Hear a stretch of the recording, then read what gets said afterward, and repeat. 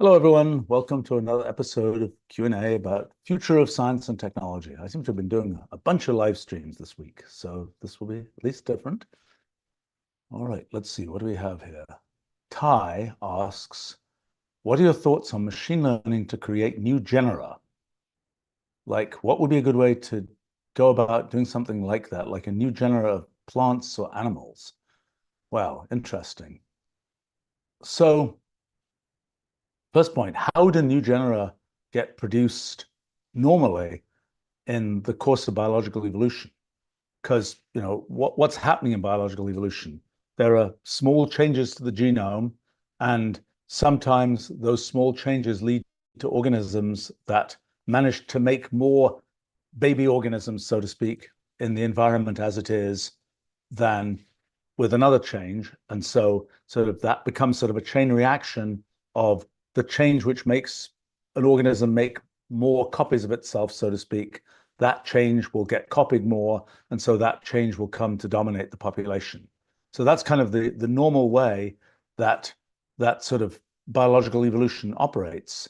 We can go in to some extent and make genetic modifications that, for whatever reason we figured out, are going to make things work in a particular way. Like we could insert jellyfish genes into some random kind of plant, for example, and make it glow in the dark. That was a recent thing that was done. And so we can go and specifically edit the genome to do that. Now, the question is, most of what we know how to do is fairly small changes.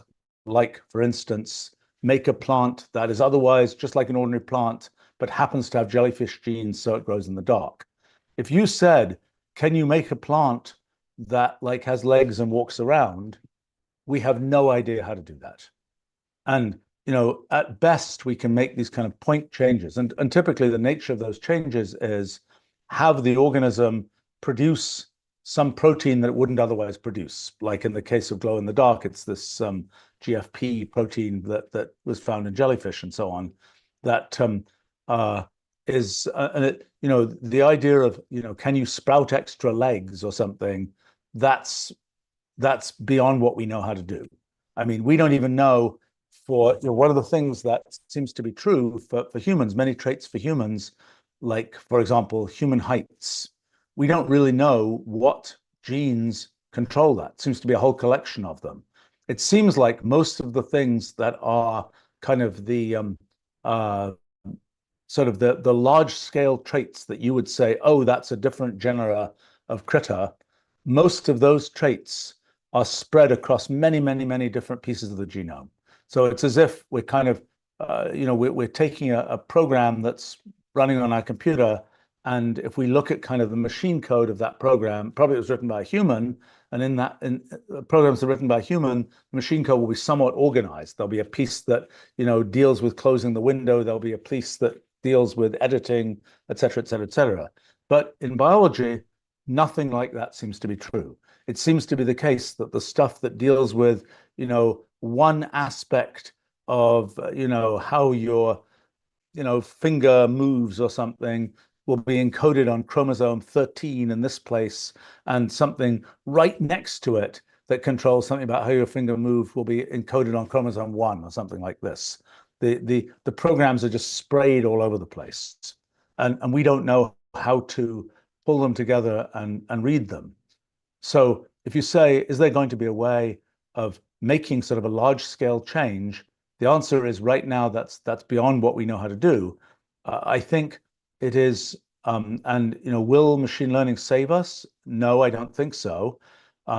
Why not? Well, because, and this is something I happen to have worked on very recently, when one thinks about what's going on in biological evolution, when one says, okay, I want this organism to have some particular trait, like to be able to be, a tree that gets as tall as possible without having too spindly a trunk and this, that, and the other.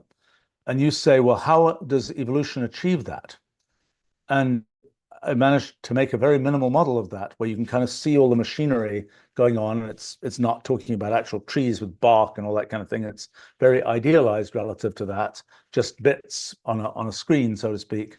Then what you find is that what's happening is that sort of this irreducible computation that gets done in the process of the organism growing, for example, the sort of process of evolution will pick out lumps of computation that successfully do the thing you want to have done, but there's no sort of simple mechanism to recognize that. There's nothing where you could say, okay, I understand what's going on. I can engineer this. I can tweak it to make it work this way versus that way. It's just there is this constraint you've given, and the thing will eventually find a lump of computation that satisfies that constraint and then go in that direction.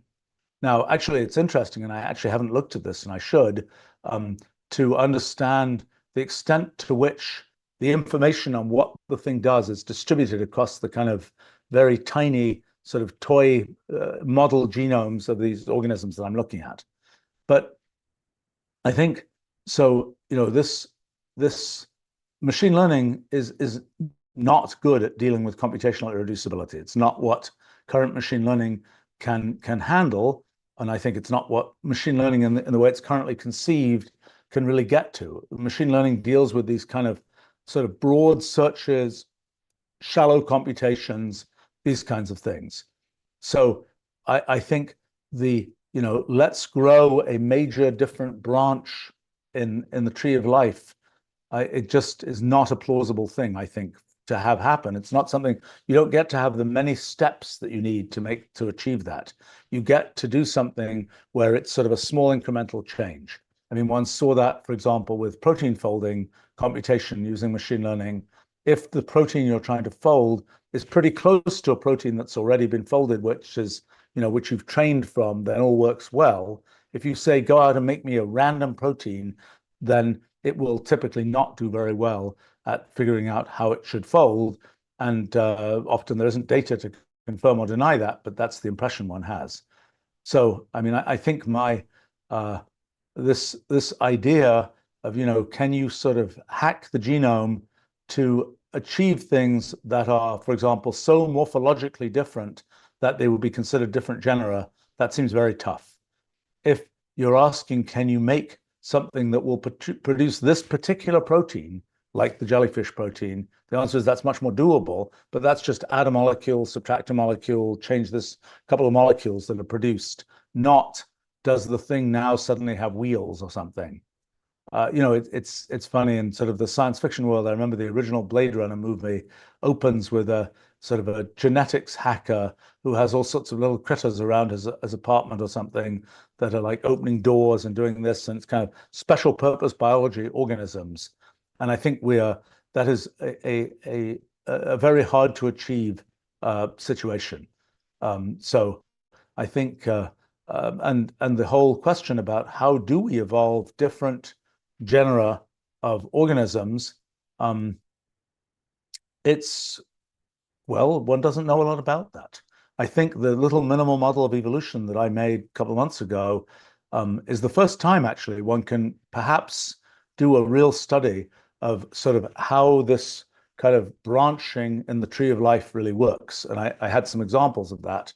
There's a lot more that needs to be studied there of kind of to what extent what you end up with is sort of different branches of organisms have different ideas in effect about how to be fitter organisms. So, one organism may make use of, I don't know, the oxygen in the atmosphere. Another one may make use of the carbon dioxide in the atmosphere. They're sort of finding different niches and so on. Or even in the case where they're trying to achieve the same thing, they're finding different ways to achieve that thing. So a few thoughts about that. Let's see, Vaughn is asking, can you talk about the future of information gathering and research? Say I'm discussing with a robot about a paper I'm writing, and the robot is providing examples and evidence to support my arguments. Do I cite the robot as my source, or do I have to find where the robot got the information?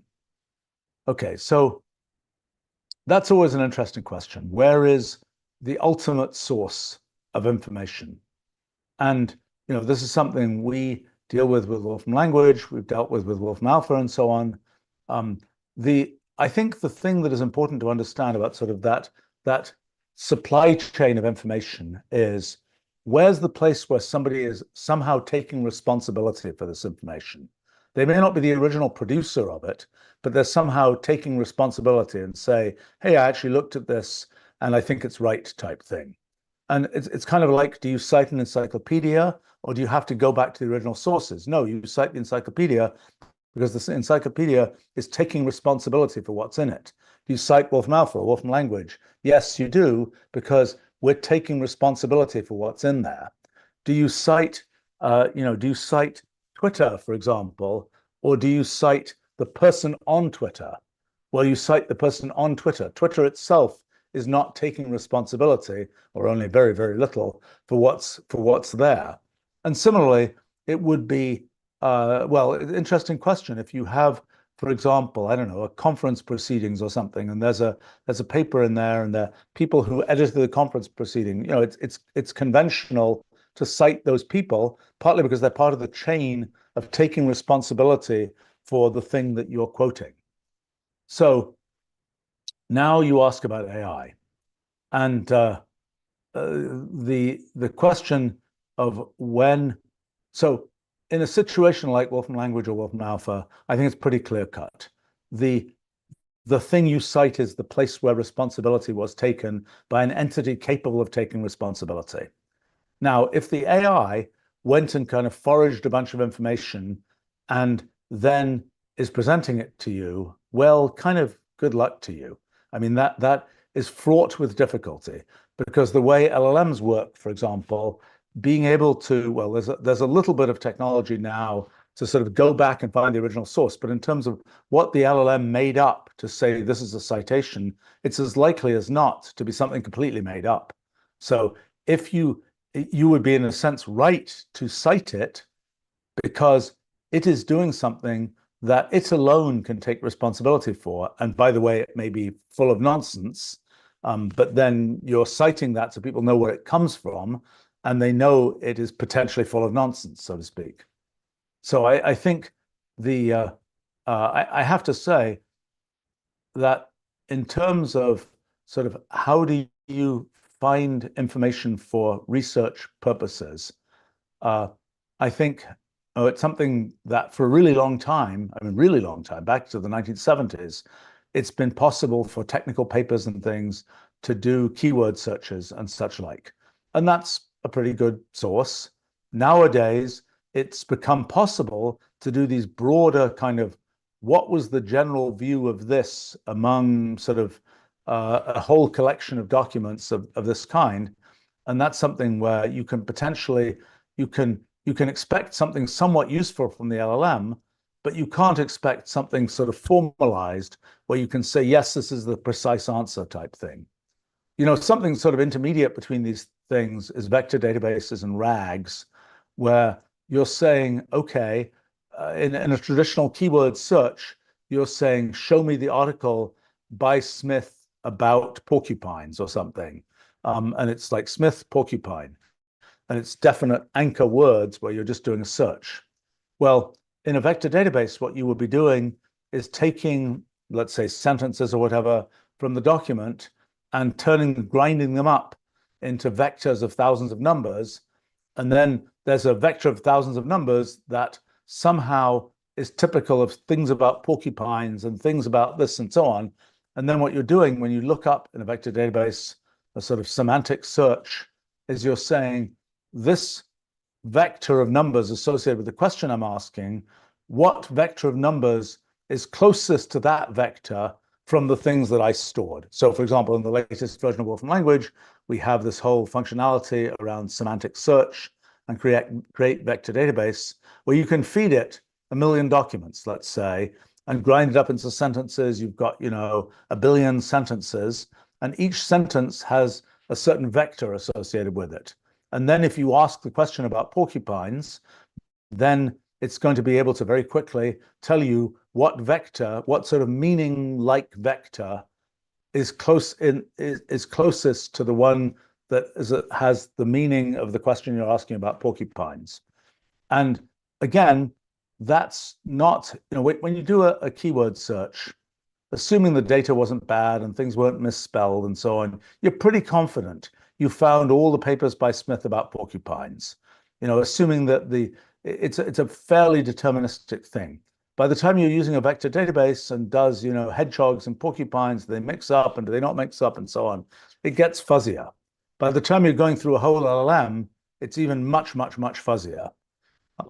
But I think I would say the main sort of I think it is good to get an indication by talk to the LLM. It'll tell you something, and it may be able to help you get started, and it may point you in some direction. The vector database is going to get you closer. By the time you're actually using some aggregated source of data and knowledge, like Wolfram language or something, then you've got to something which is sort of solid enough that it is reasonable to build on that foundation for the research that you're doing. I remember when Mathematica was young, 36, 37 years ago, something like that, people would say, I'm going to write this math paper based on results I got from Mathematica. How do I know that they're right? And it's like, wouldn't it be better if somebody could peer review all of the code that went into computing this result? And it's like, well, no, actually, because imagine humans going through 5 million lines of code or whatever it was at that time and saying, yeah, we're sure these 5 million lines are all correct. There's not a chance that would work. Not a chance. And when academic papers get peer reviewed, so to speak, the failure rate of that, I have no idea. I'm sure people have done studies, but it must be in the 90-something%. I mean, in terms of failures did you actually catch the thing that was horribly wrong? Absolutely not. Not the nature of the beast, so to speak. But when it comes to something like software, there are two things that go on. One, it's used by a lot of other people. So if there's a horrible problem, it's probably going to have been caught by somebody else.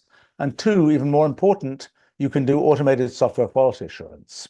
And so there's a much more sort of certainty associated with that than there would be with just, it's humans checking things kind of thing. And I think that's, again, something where when you say, well, is it right? How can I be sure it's right? I think you get some of the best results from, I have to say, technology of ours and, the kinds of things that we built, because it is something where there's all kinds of automated testing you can do. When we put out things about, I don't know, socioeconomic data or something like that, we've done a bunch of automated testing that checks that, yes, it's plausible, no, it doesn't, violate some basic principle of these numbers have to be greater than that number and so on. So it's kind of the best case scenario, so to speak. So I think that's that's a pretty solid thing to start from. All right, let me see.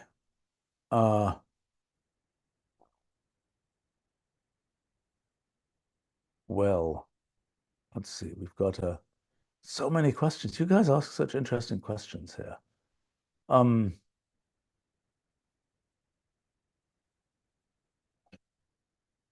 Okay, where do I go next? My gosh. NT is asking, how advanced do you think AI available to consumers will be by August 2029? I don't think it will be dramatically. So what has happened in the history of machine learning and AI is a series of sort of steps up. So, for a long time, AI was like, it doesn't work at all. 2011 comes around and, neural nets and deep learning work for recognizing images of cats versus dogs and so on. Wow, that wasn't clear. Sort of by bashing the thing hard enough and finding tricks, that got solved. The image identifiers of today are not that much better than the ones that existed by 2012 or so. So that was like a sort of breakthrough happened, and then it's kind of flat for quite a while. It's just incremental progress. Same thing happened to things like speech to text. That's gradually gotten better. And the thing that does tend to happen and will happen more is sort of optimizing the way that the AI is done. So instead of, oh my gosh, it's these really expensive, complicated GPU chips doing everything, it won't be long before a lot of these things are, oh yes, I can run it on my phone.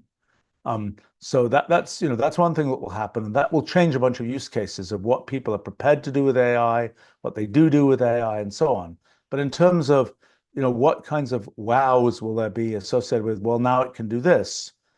The observation of history and my guess is that it sort of operates in a series of steps, and we can sort of count the steps, so to speak. Like we got things like image generation, text to image, make an image of an elephant dancing on the moon or something, and you could get that. That was a thing a little bit before LLM's story of ChatGPT in the end of 2022, where it's like, continue this piece of text or answer this question. That's another kind of step up.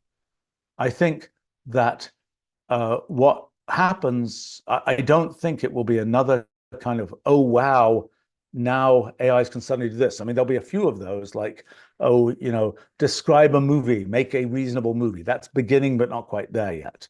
That will surely happen. And being able to integrate these different modalities that's begun to happen, of text versus you're looking at image versus you're generating an image, and so on. But in terms of the, wow, we had no idea that was going to happen, as occurred with ChatGPT or the image generation systems, I'm not sure. I mean, maybe I'm missing something, but I don't see immediate places where that's going to happen. Now, in terms of sort of the incremental improvement of putting better harnesses around these AIs, doing better engineering around them, that will absolutely happen. I think one of the big things that we've been deeply involved in is providing kind of computation and knowledge to the AI, being able to have it be the LLM be kind of the linguistic interface that's chatting with you, but then on the back end, it's kind of asking, Wolfram language or something, what's actually the answer to this? And then getting that back. It becomes this kind of conversational interface to hard computation. And I think that's a thing that we'll see a bunch more develop in. And I think that it will become routine, just like there was a time before there were graphical user interfaces for computers, and where most of the time you're just typing text. I think the linguistic user interface for computers will become commonplace and will be pretty universally used for lots of purposes. And it's just like, at this point, we can use speech to text for some kinds of things, but there are things where you really don't want to, if you're going to make that, buy a car or something, you probably don't want to buy a car by sort of telling your phone what you want with voice and then saying, yeah, go buy this car. And it's like, oh, we just charged your credit card or whatever it is, whatever, $50,000 or whatever it is. That most people are not going to want to do that with a voice transaction because it just isn't really reliable enough. And I think the thing that there'll be kind of the chatty interface thing, and then there'll be, what does that fall through to underneath? And that's the kind of thing we've spent a lot of time building. But I think that the chatty interface thing will become pretty ubiquitous as graphical user interfaces have become ubiquitous. So that's my guess there.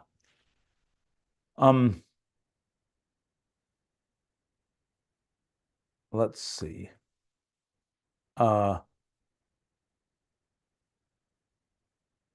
Let's see. Gracie asks, or Grace, I don't know, preparing to pursue a PhD in fiber science.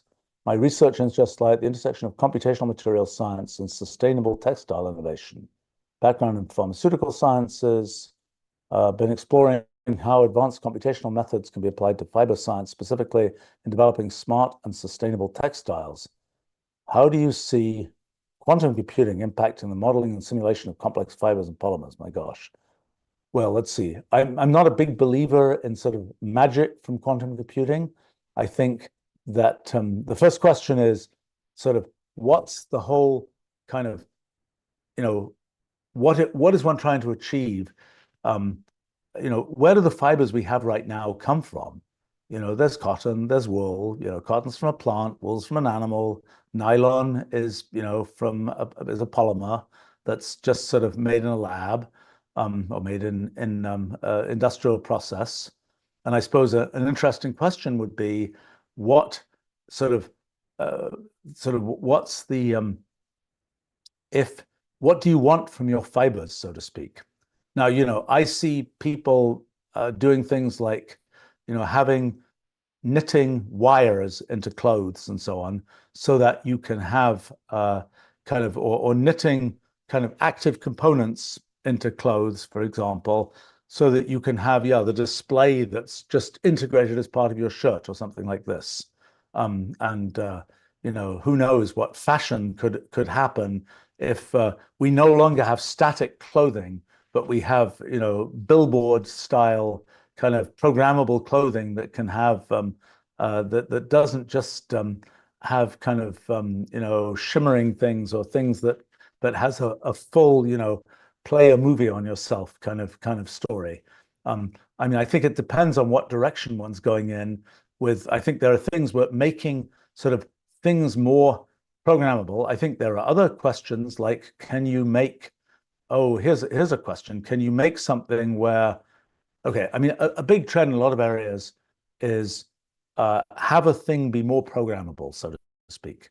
Instead of it just sits there, have it be something that you can, at even a microscopic scale, control what it does. So, for example, you might say, can I make myself a hat that will, just by the touch of a button or something, the hat will transform from being something that is, I don't know, very, UV resistant and prevents me getting sunburn or something, to something that is very, is cools my head in the best possible way. Is there a way of having sort of fibers at that have some kind of activity to them, as opposed to just being things that are part of that are just statically presented? And I suppose that's sort of a question of whether you can imagine that. Well, I'm thinking of, I mean, like for example, clearly in us, our muscles are kind of fibers. They're triple helix proteins and so on, that have this feature that with electrical stimulation, they can be made to contract and so on. And one might imagine, could you do the same kind of thing?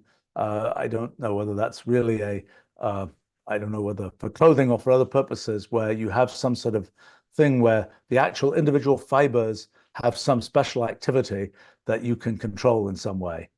I mean, I think, I kind of wonder what, it depends what you're trying to achieve. I mean, I suppose there's how do you make clothing doesn't wrinkle and so on? I mean, that seems to have been achieved somewhat. I don't completely know how. And that's presumably sort of fiber material science. I think this question of, so another question is, can you simulate what fibers will do?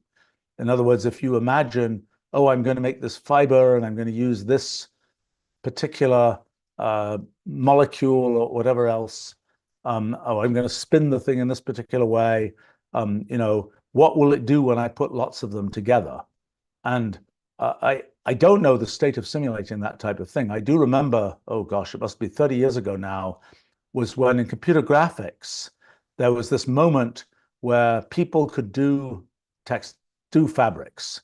Before that time, if you saw, the character with the cloak or something in computer graphics, the cloak would look totally fake. But then it was about 30 years ago, sort of the problem got solved of doing the mechanics and its sort of elaborate elaborate dynamics of a fabric object. It's not really a solid. It's not, it has its own kind of dynamics. Got solved of actually being able to simulate those things accurately. And I don't know, at the more microscopic level, going from sort of the characteristics of a fiber to the characteristics of the cloth that you make from that fiber. I'm not sure how that how that's progressed. So a few thoughts, more to say, I think.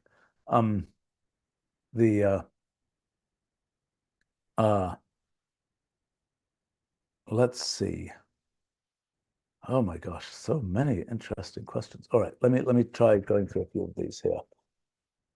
So Misaligned asked, what's your take on integrating memory into LLMs to enable retention across sessions? How could this impact their performance and capabilities?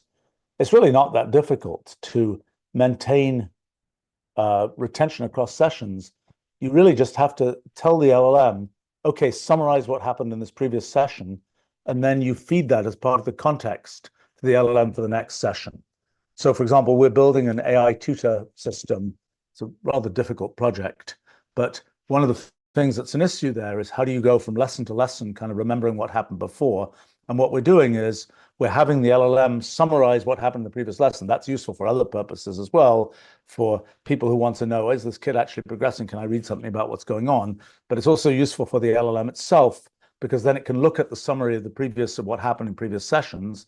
And then if that gets too big, it can summarize the summaries, so to speak, and always have something of sort of manageable size that it can use as part of its prompt as it goes forward into the next session. So I think that's a thing that's not so hard to do. In terms of sort of the changing the internal architecture of an LLM so that it has a different way of sort of maintaining memory about things that it's seen in a document. Well, most of what's gone on there is, I mean, that's sort of integral to the way that the whole transformer attention type mechanism works, is some level of look back in the document. Another thing, coming back to what I was mentioning earlier about vector databases, you can absolutely take things like sessions that people have had with LLMs and put them in vector databases so that you can do this thing of asking, hey, did I talk about that before? And across, even a very large number of sessions, you can easily do a search with semantic searching that says, with some degree of certainty, not perfect, but some degree of certainty, oh, yes, I did or didn't talk about that before.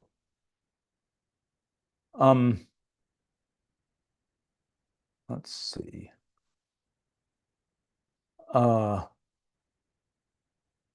Enti asks, what are your intuitions about AI-generated fake content to deceive people, whether using deep fake face swaps or voice cloning or one or more of these things combined? Are we rapidly approaching a point where we won't be able to trust anything on the internet? Yeah, well, I mean, the ability to produce to synthesize content is going to get better and better. There'll be little glitches, it's like the image generation things, you might not have the right number of fingers on the hand because that wasn't something that was captured well, but then that problem more or less got solved. There are definitely ways you could imagine, if you are a person who is, wants to be sure that the things, the images of them are real, well, you could start off by having, wear a tie with a QR code on it or something, or wear a shirt with a QR code. And like any real image of you is going to have the QR code that's actually readable and so on. And maybe a QR code that encodes some of the rest of what you're wearing that day, let's say. You wear the QR code and the QR code is has some encoding of what you're wearing. And then anybody who sees the picture, they can in principle look at the QR code and they can say, hey, does it agree with this? And that's not something that this generation of image generation technology is capable of dealing with. I mean, it's kind of like some sort of strange inverse or something of the capture type approach of, are there things in the image that you can readily check? Or things in the image that are sufficiently sort of computed and structured that they're not things that an image generation system would have been able to come up with. And they're things where there's cross consistency between different things in the image. So there are things like that you can do. Another approach is something which, for example, some camera manufacturers have started doing, of sort of, can you put metadata along with the image that kind of says this is where it was taken, and you spray data into the image itself, because an image is full of lots of pixels, and if you tweak a few pixels, nobody would know the difference. But those tweaked pixels can encode some information that you can use to, for example, check some aspect of the image, the so-called steganography approach of hiding messages in kind of just the structure of a thing by twiddling a few tiny little changes to pixels. Or if it's text, you can do things like, you can reword it. That's an extreme thing. Or you can just change the spacing a little bit, the spaces a little bit, to sort of encode something where somebody would just read the text and it's like, okay, it says, the cat is out of the bag or something, but actually you know that the cat is out, that the is has an extra space before it, and and the this and that and the other, and gradually you're putting this extra information that isn't really noticed in the message in there that you can use to do things with it. And one can certainly imagine doing that for images as a way to kind of check whether what's going on is real. Now, an interesting question is, for example, before HTTPS, there would be websites which would be, well, I'm masquerading as such and such a website. I'm not really coming from that web domain. I'm really coming from somewhere else, but I'm pretending I'm that website. But then HTTPS has this handshake between your browser and the website, and then it has a certificate authority and so on to sort of ensure that the website you think you're talking to is actually the one you are talking to. And I can certainly imagine a time when the typical image that you see in some news article or whatever else it is, has something where your browser, for example, is telling you, yeah, this thing is real. I just checked the metadata and validated this thing and so on. I don't expect people to go and do all that validation themselves, but one can imagine some sort of world of an automated system where there's a bunch of validation going on, where, for example, you have pretty good information that, yes, if this is a photograph, it is an untampered photograph that was taken at this time and place, for example. One can certainly imagine that happening and that becoming a thing that people come to expect. Just like, there was, when you see a website that isn't an HTTPS website, well, probably your browser has a bunch of red things flashing that says, this might be unsafe. And I think one can imagine the same kind of thing with things like images. So, I think that approach of checking the provenance of something is one thing. When it comes to, is that true or not? That is such a mess. I mean, what does true mean? What is when somebody says, everybody thought the speech was great. Okay, is that true? Is it false? It's not the kind of thing where there is a true versus false. If somebody says, or even somebody would say something like, oh, I don't know, so and so won the election in small country X or something. Well, yes, in principle they won the election, but actually, everybody said it was a fake, or actually, the presidential palace is encircled by tanks, and the future doesn't look bright, and so on, or whatever it is. I mean, things which it's very hard. There are some things where you can say definitively, yeah, that's true, that's not true. Is such and such a person alive or dead? That's probably it may be hard to determine, but ultimately that is a definitive kind of question. But a lot of other things are surprisingly difficult. If you might have a glib answer, but that answer might be in the end something that depends on all kinds of opinion, et cetera, et cetera, et cetera. And I think I think that's that's sort of hopeless. But I think I do think that the idea that certain kinds of material that you see, news, photographs, things like this, probably there will be some infrastructure created that sort of is able to validate those things based on some level of, I mean, how do you tell that picture was taken at that place? You can tell that picture was not taken, that the picture was not, let's see, you can, by knowing that, for example, you put some piece of information on a blockchain at that date, you know that information existed by the time of that happened. So the thing you can validate that picture could be that old, so to speak. And one can certainly imagine blockchains are really good for that as sort of a ledger of this happened, and the blockchain is very, by its very setup, it's like, yep, this occurred in block number such and such, and block number such and such was mined in such and such a time, and there's no way you managed to put the thing in that block, because you can't sort of time travel back to put the thing in the block. That means the thing really existed by the time you put it in that block. So that's an example of something where you could do pretty good validation. When it comes to, so you know when something was done at that level at least. Can you know where it was done? Well, if you have a piece of hardware that has GPS and all this kind of thing, then you can, and that piece of hardware has sort of cryptographic signatures and so on in it. You can be pretty certain that unless you went to even more trouble and you spoofed the GPS and all that kind of thing, that yes, it really was, the picture was taken at that place at that time. I mean, ultimately, if you're really, if you're trying to confuse things, you could spoof the GPS and then all bets are off about where anything was.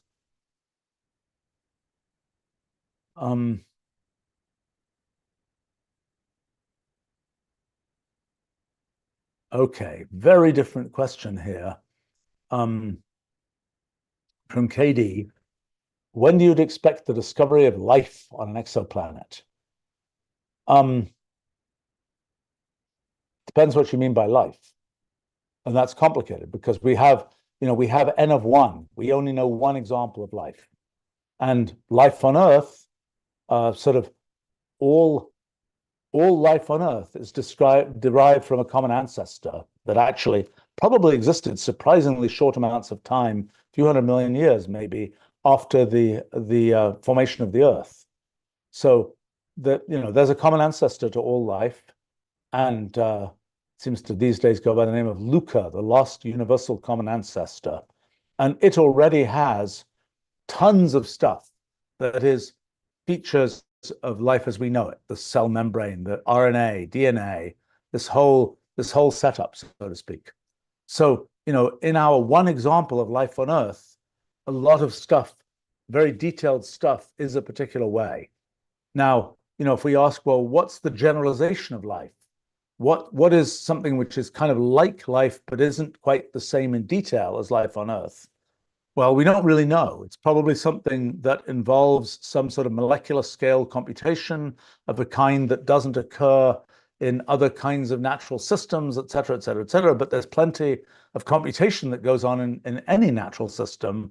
The issue is, does it have the kind of bulk organization that seems to be characteristic of life as we know it? I have to say that I've been sort of interested in this definition of life question for a long time, and my views on it have changed a bit recently because I've kind of come to realize that one of the features of life is that at a molecular scale, there is control and detailed sort of organization of things in a way that doesn't really seem to exist in most other places. I mean, it's kind of like one place it does exist is something like a microprocessor, which has, a very detailed circuit with 1 billion transistors or something that's been laid out in this intentional way, so to speak.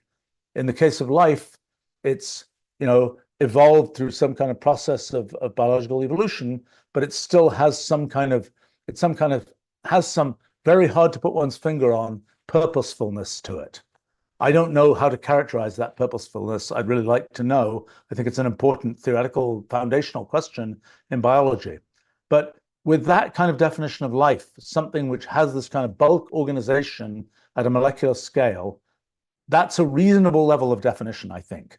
If you say life like on Earth with RNA and DNA and this particular collection of chemicals and so on, that's a different definition. And if you say something that can reproduce itself, for example, by any means necessary, that's a yet different question. I think the thing I mentioned about molecular scale orchestration is the most interesting definition of a kind of lifelike thing. And I think life like we have it on Earth with RNA and DNA, I doubt we'll see that anywhere in precisely the form that we have it here on Earth. Things that sort of reproduce themselves by all means necessary, we'll see that in a bunch of places. This molecular scale organization, that's an interesting question. Now, how would we detect it? Well, the problem is that the kind of measurements we know to do right now looking at light going through the atmosphere of an exoplanet, for example, that allows us to get spectroscopic information on things like vibrations in molecules, things of this kind. But those are molecules in the atmosphere of the planet. And I'm not sure how much we can deduce from on Earth in order to really see life in operation. We're dealing with these much more solid phase things where, well, we're not really solid phase, but we're not really liquid phase either. We're some weird intermediate biological phase, but we're at least sort of, everything is sort of hanging together in some sense. And I don't know how we get to observe those kinds of things for an exoplanet. Now, having said that, one of the sort of features of experimental science is there's always a better way to make the observation. It always becomes more sensitive. There's always something more elaborate that you can do. And so I don't know what would be the thing that would let one kind of, I don't imagine I don't think we'll have telescopes that can kind of see to an exoplanet and look at things that are a meter across on the exoplanet. It's not physically impossible if we had a big enough telescope aperture in space with little enough kind of other effects. It's not outside of the realm of physical possibility. It's just really hard to do. And what would we try to detect on the exoplanet? I'm not quite sure. So I think the answer is, what will happen is people will say, oh my gosh, there's this molecule in the atmosphere of this exoplanet. By the way, by the time a molecule is really big enough to be super interesting for life, it's not going to be volatile enough to be hanging out in the atmosphere. But I think it's going to be tough to get something definitive that isn't just, oh, how can we imagine how it manages to get so much oxygen in its atmosphere unless there's unless there's plants there or something.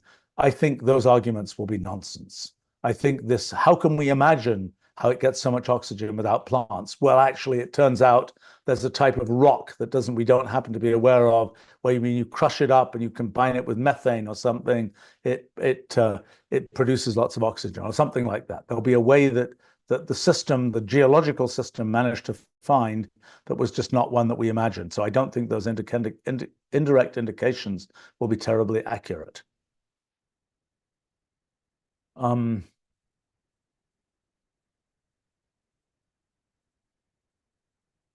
Let's see. A question here is the hype around LLMs dying, finally relegating the toys to the toy box where they belong, or maybe, or do you think anyone will ever be able to make them useful and accurate? Well, as I said, I think LLMs are great linguistic interfaces. I think that the back end and the connection to the back end of, well, what do you actually compute? Where is the thing where, we've managed to create this very formalized way of doing computation and doing sort of accurate things. And we shouldn't throw that all away and say, oh no, now we have LLMs. We don't need any of that stuff. No, actually, we absolutely need that stuff. The LLMs do something which is quite like what humans do, which is they're able to be chatty and they're able to sort of fit together fuzzy things. But if you ask the LLM to solve this complicated, math problem or something like that, the LLM is not going to be able to do it. It is not the nature of that kind of thing. It is not the nature of a thing that is trainable in the way that an LLM is trained. It's, in fact, this recent work that I was doing about kind of the foundations of machine learning make it pretty clear that what's really going on in the training of an LLM is that there are sort of lumps of computation that you're happening to find fit together in a way that's useful for doing what you want to do with the LLM. And that's sort of not that, there are lumps of computation that fit together in a way that kind of just about works for the thing we're trying to do. If you say, let me use that to do a precise computation that's going to run for 1 million steps, it's just not going to work.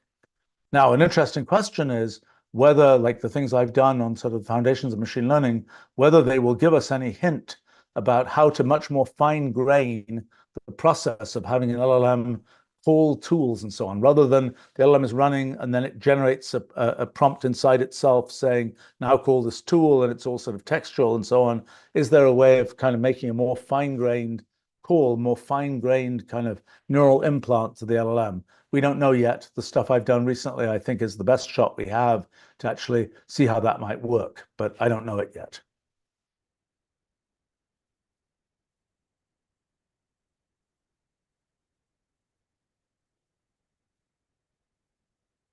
Let's see. Golagaz asks, do you think future cars will be able to get rid of wheels? Interesting question. You know, it's notable, of course, that in biology, there aren't very many wheels. I mean, some bacteria have flagella that have rotary motion, but generally rotary motion is not well liked in biology, partly because it's kind of tough to supply. You know, if you have a wheel, it's kind of tough in the ways that things are usually set up to have a blood supply going to a wheel, for example. But and that's not necessary at the level of a flagellum in a bacteria, for example. But that would be necessary for a, you know, the tiger with wheels or something like this. But so the question is, for example, what other method of locomotion could you have other than wheels? Well, you can float, or you can walk with legs, or you could have like caterpillar tracks, I suppose. And I don't see anytime soon, you know, the millipede car. I think that the car kind of, we were there once, the car with four legs, so to speak, aka a horse.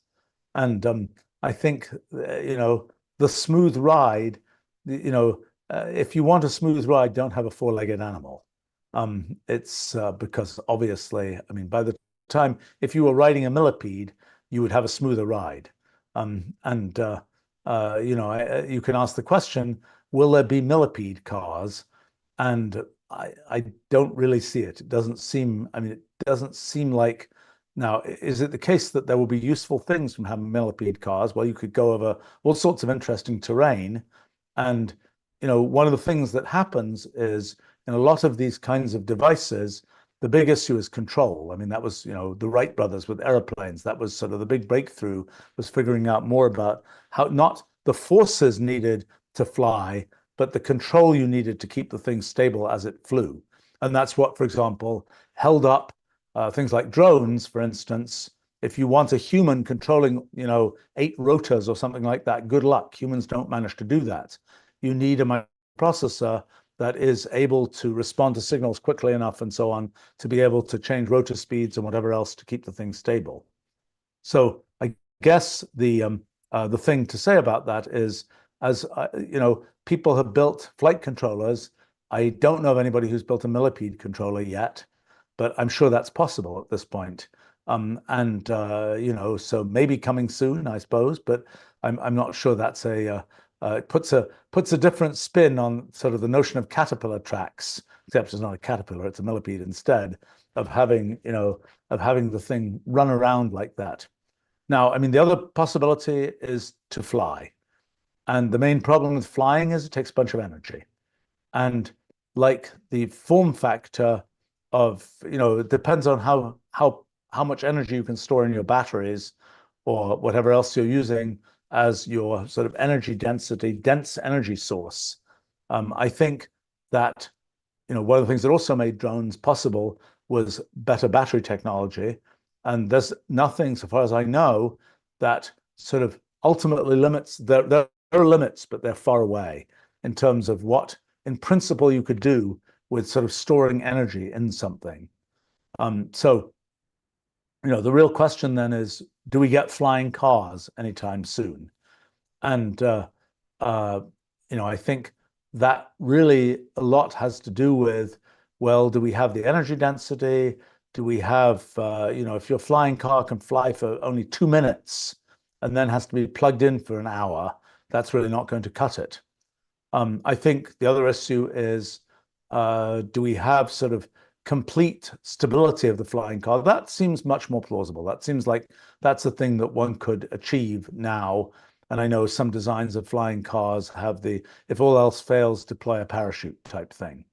I think there are sort of questions about, you know, when people get used to self-driving cars, self-driving taxis and so on the ground, it becomes a lot more feasible to have a self-driving air taxi, because before that, you know, one of the issues is it's tougher to get a pilot's license than to get a driving license. It's more complicated to fly a plane than to drive a car for humans. And if you say, well, everybody who's going to do, have the flying car has to have a pilot's license. That's going to dramatically reduce your market. But if people get used to the idea, good or bad, that it's going to be a self-driving little flying car, then that doesn't remove, doesn't people don't have to have pilot's licenses to go in the self-driving flying car. But I don't see that's my only thoughts on the getting rid of wheels question. I mean, I suppose the other one of the things that's sort of interesting is when are you on rails and when are you kind of free range? Like, obviously railroads were built out a long time before cars got developed. And the idea that you can go from point A to point B where you decide where you're going, and it's sort of a personal thing that's going from A to B and so on, as opposed to everybody gets on the 913 train from this place to that place. I think that's another question of to what extent do you personalize things, and I suppose that's in a sense the flying car question, because right now when it comes to planes, pretty much it's lots of people flying in a definite place on one plane. I mean, even and the world of corporate jets and such like is a pretty expensive world right now. Is it going to be the case at some point that kind of becomes a thing where you can just like, okay, I'm just going to take my plane from here to there. I certainly have many friends who do that, whether with chartered planes or flying themselves, but it's definitely not exactly a consumer activity, nor is it something that's terribly, I know just a few people who park their planes by their houses, but that's really a rare case.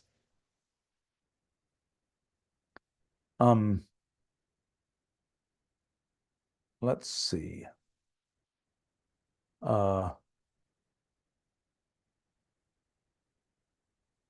Just is asking, what algorithms change the world the most? What's the next algorithm that will change the world? How does one release such an algorithm so the result is positive? What are some famous algorithms? There are a bunch associated with linear algebra, matrix operations, which is what brought one a whole bunch of technology. Those algorithms brought one computer graphics.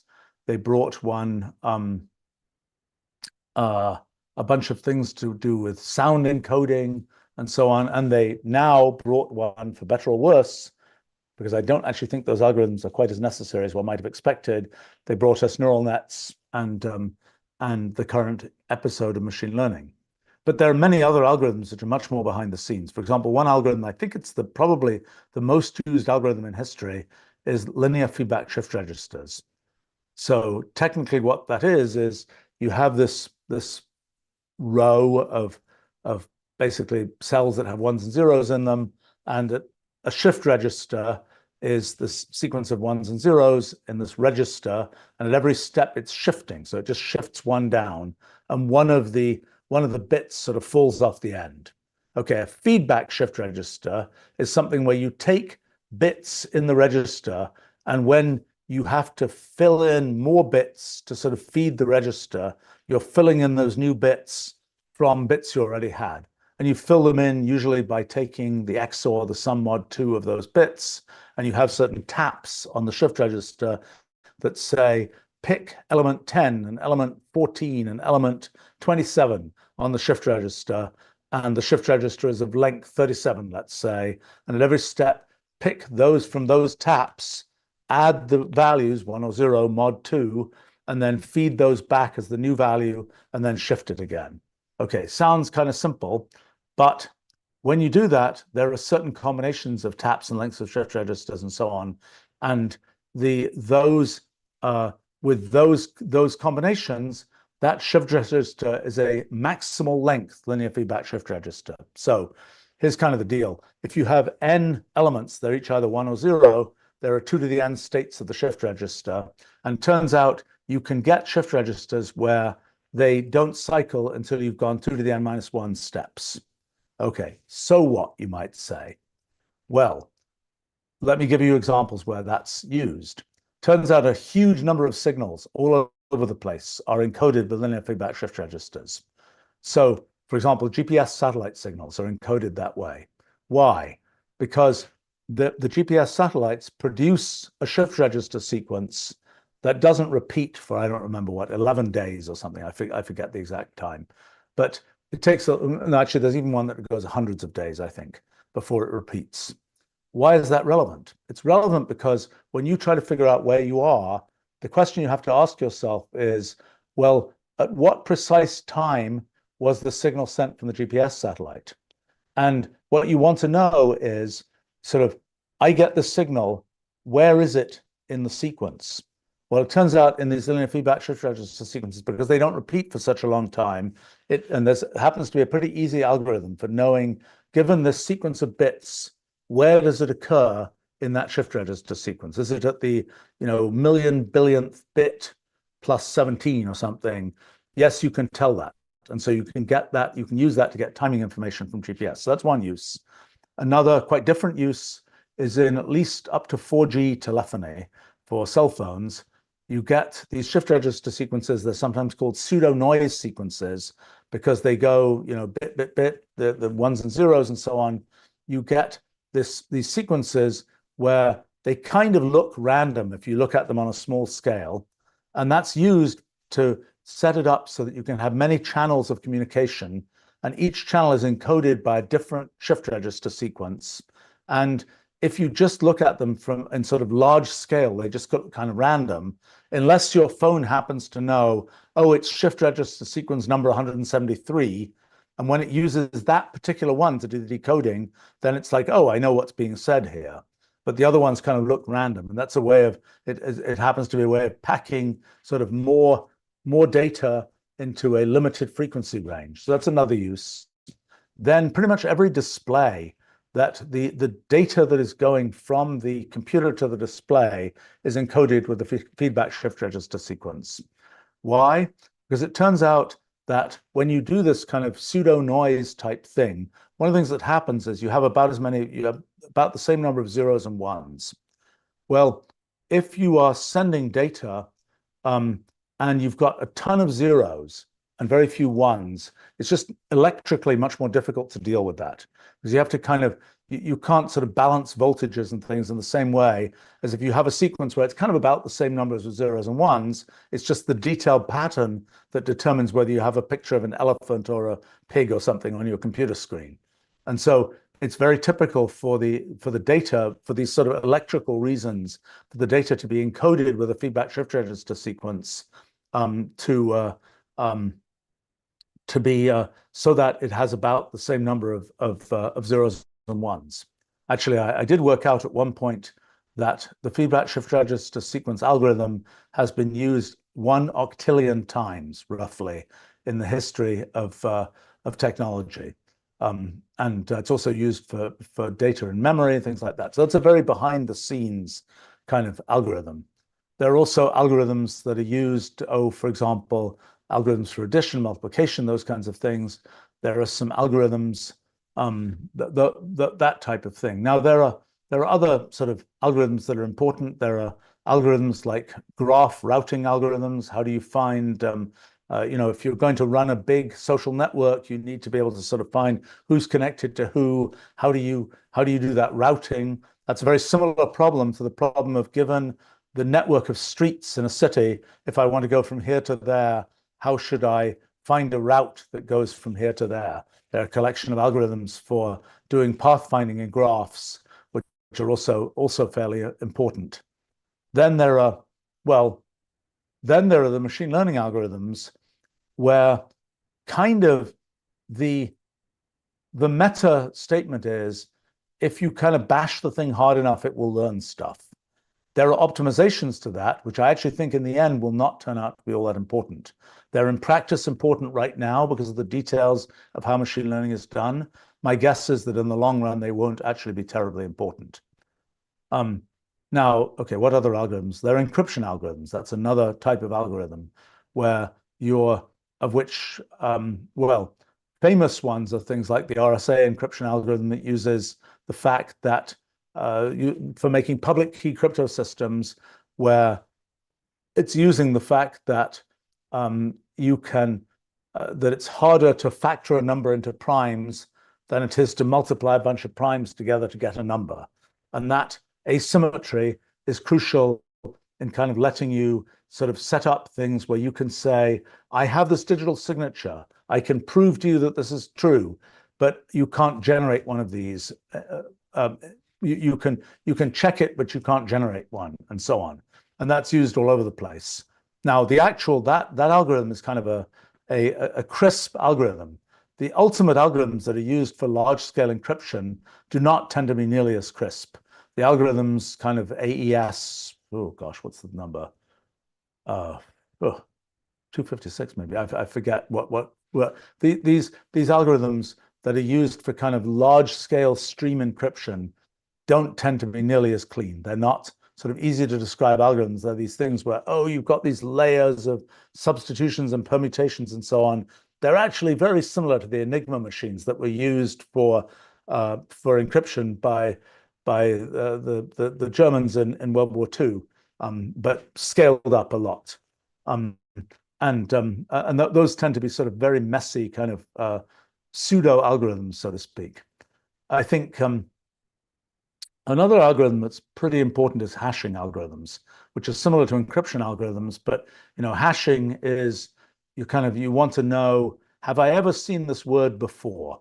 Well, you've got a big list of words, but you don't want to just compare all the words. So you say, given every word, I'm going to hash it up and just make a number out of that word. And let's say I make a number between 1 and 1,000,000 or something. I can, 1 and 1,000, let's say, for every word. And every word that comes in, then a word fish will be 112. The word elephant will be 75. Well, if I have a new word and I hash that new word, and the hash is something where I've never seen that hash value before, then I know it's a new word. If it's 75, it might be the word elephant. You'd have to go check that explicitly. So there are a bunch of algorithms, particularly ones that are cryptographically secure, or supposedly so at least, where it's the case that you can't make up a thing that will hash to that value. It's difficult to make up a thing that will hash to that value. In other words, if you say, I want something that's going to hash to 75 and it's not elephant, make me up a word that hashes to 75, there are algorithms where it's difficult to do that. That's the basis, for example, for mining, for proof of work in Bitcoin, for instance, is using that kind of hashing algorithm. And in that particular case, it's, can you find me a hash that starts with a bunch of zeros? And the number of zeros required has sort of been going up every 18 months or so, I think. And that's kind of so you're using the hash. You're saying that the sort of the mining process is find me something, break the sort of cryptographic hashing characteristic, find me something which hashes to this particular value. This is an interesting question, but I think I have to go do my day job here. So I think I have to run along. But thanks very much for joining me, and see you another time. And I might have a chance to talk more about this algorithms question because it's an interesting question. Thanks a lot. See you another time.